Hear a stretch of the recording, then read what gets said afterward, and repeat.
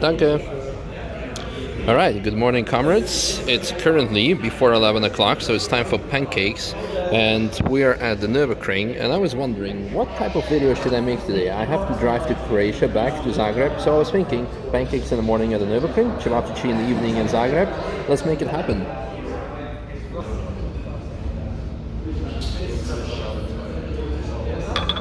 But before we go to Croatia, let's do a lap of the Nürburgring, or as you can see, actually 2 laps, because I just did a lap just to see how the track is, to warm up the car as well, because it was completely cold. Yeah, do a lap. I mean, what's wrong with that? Alright, what should I say? What should we talk about? Because I don't really have a topic to discuss. But I guess maybe talk about what we are going to do today. Why am I driving to Croatia? In case you're new to this channel or in case you've been missing out, I started working for Rimac as of beginning of this year, so now I'm traveling back and forth every 2 weeks between Nürburgring and Zagreb. And let's talk about how it goes. Like, before that I used to fly a lot, but with the current world situation and ticket prices, it makes pretty much 0 sense, because before the flights would cost like 150 euros, now they're like 500 euros. So for that money I can better just, yeah, spend on fuel, and on 1 tank of fuel I can pretty much make it from Nürburgring to Zagreb actually, which is like 60 euros, 60 liters. But I am not doing that because I'm not that fuel efficient as I possibly could. Because, well, you have unlimited autobahn and you drive a bit faster than just like 120 kilometers per hour. But other than that, the car is very well performing in that sense. I bought this exactly for that particular reason, to be able to do these trips.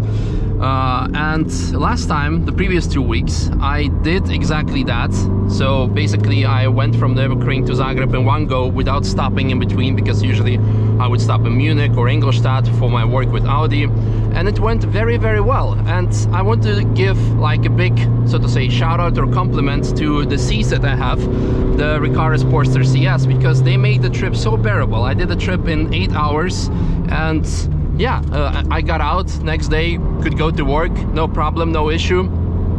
So that was the best investment in the car so far. Regarding fuel efficiency, now regarding comfort with some mods, and most importantly, we are now driving the track. So the purpose of this car was to be able to do pretty much everything, and I think currently it is succeeding in that, because we have a long distance hauler, we have a comfortable car within the possibilities, because it's not a long wheelbase car, it's still a Mark IV Golf TDI, but it's very comfortable. And on the track, as you can see, we're having lots and lots of fun with, of course, necessary upgrades. So you know that we already did the bushings, we did the, what's it called, we have LSD with 6-bit gearbox, we have an engine remap, most importantly we have a big brake kit, and the next following big upgrade was going to be suspension with different tires. Now I want to say something about the tires. When I bought them first, Toyo's TR1s, which should not be confused with T1Rs, the previous generation of that particular tire. A lot of people say like, oh no, it's so bad, because they were confusing them with the previous generation tire.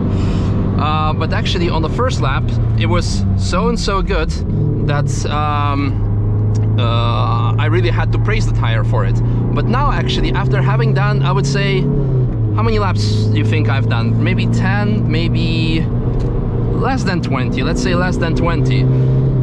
Tire has lost all of its like grippy capabilities. So when you go through a couple of heat cycles through it, it becomes pretty, I don't know, I would say shit, definitely.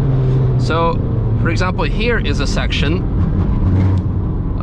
which is pretty slippery. I noticed previously.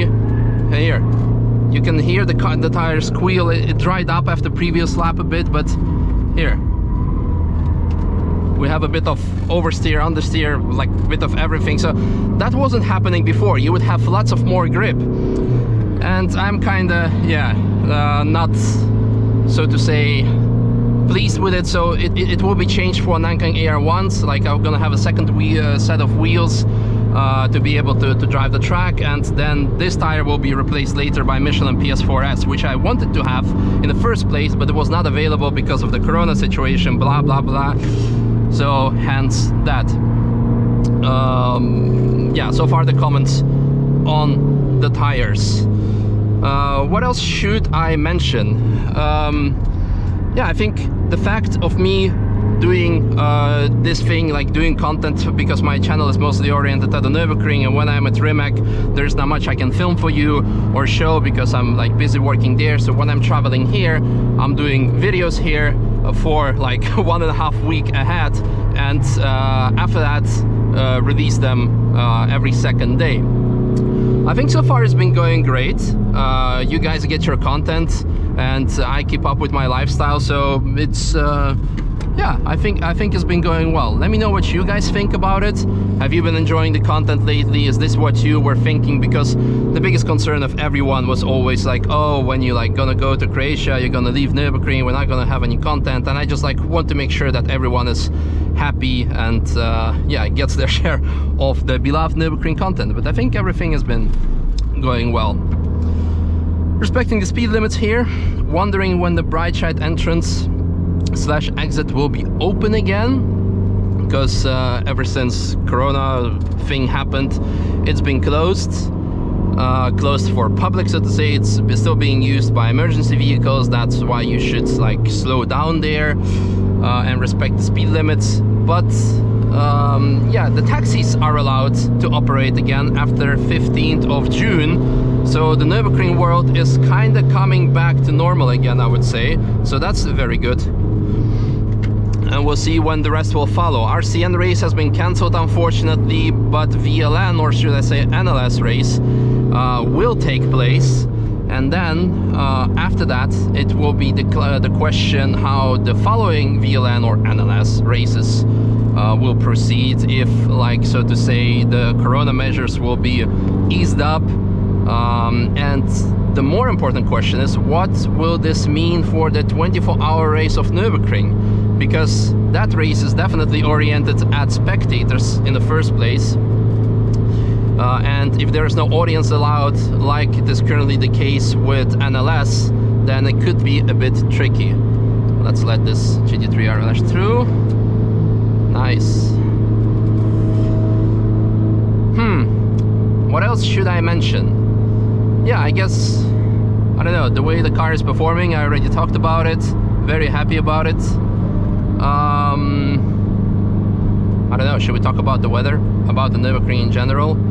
I think I want to give a clear shout out to everyone who's been coming recently and respecting the rules like social distancing, not spectating, and that's very important to keep the whole thing afloat. So let's hope that the measures will be eased up and we will be like allowed to do more, so to say. Our friend Brett.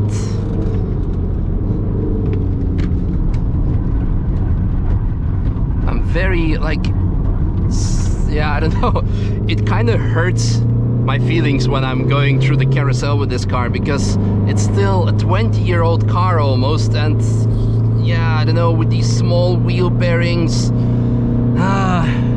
if that car is going to break down on me right now or something, I'm gonna be in deep trouble. So I'm really contemplating of buying an actual daily car and converting this fully to a race car, because that's what I want to do eventually, because I found out that there is a race class in RCN with it, a diesel class, so I want to participate in that. There was previously diesel class in VLN, but they got rid of that.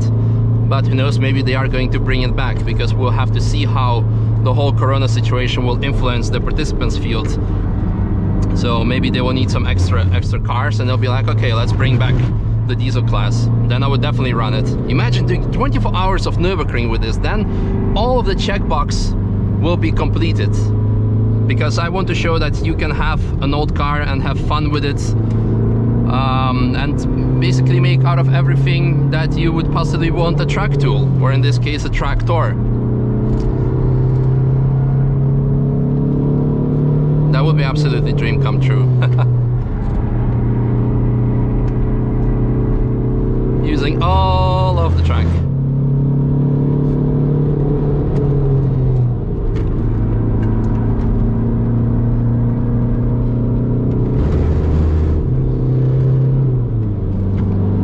Dum dum dum dum.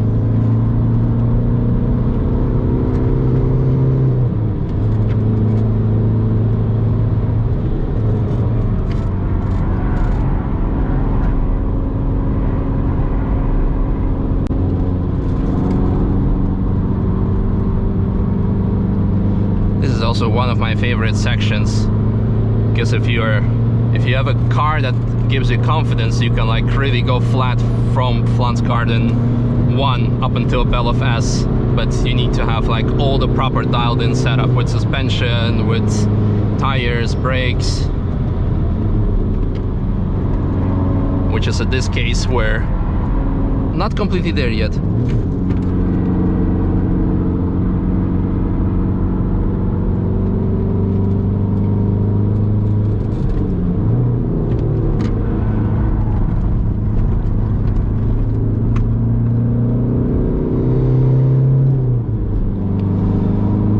But yeah, the lap is coming to an end, so I hope you guys enjoyed this last lap of the current visit to the Nürburgring and some small, so to say, insights slash opinion on the matters. And I see that the track is closed, so yeah, we're right in time. It's currently 11:30. So I need to go home, grab some stuff, fill up the car, and then proceed to Zagreb. And the fast forward after the lap into the workshop, because I just pumped up the tires to make sure they're good for the road use. 2.5, 2.6, that should be fine. Better fuel economy, fuel efficiency. Valve caps back on.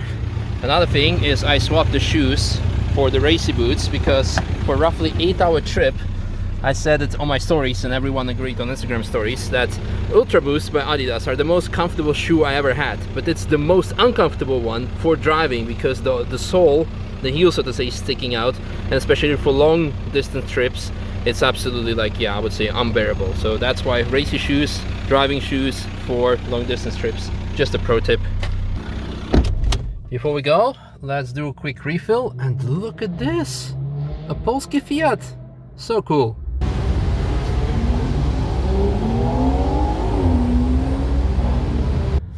Alright, the tank is full, so we can commence our journey to Zagreb. Come on, show it to me. Yep, should be enough until Munich roughly is shortly after. As mentioned previously, we will have another stop, but that's not important. What important is, we need to be in time before 11 o'clock for Cevapi. Another thing, one cannot just simply go and refill without buying some souvenirs, and in this case I bought a bottle opener from the Nürburgring for the Rimac cafeteria. Yeah, 2 of them actually even.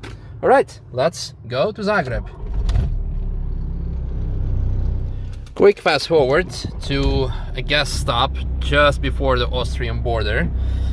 We did 600 kilometers, so more than half of the trip already, and 40 liters consumed. That's good. Running a bit behind because I spent like over an hour in traffic jam, so that's a bit bad, but hopefully we will be in time for Cevapi. So let's go. Austria, Slovenia, Croatia, Cevapi. All right, fast forward to Zagreb, and it seems like we made it. According to Google, the restaurant closes at 11 unless they changed it because of the corona rules. So let's go, let's go. No, I think I'm gonna die inside. Why? Well, I guess I have to be satisfied with the second best. Ali Kebaba.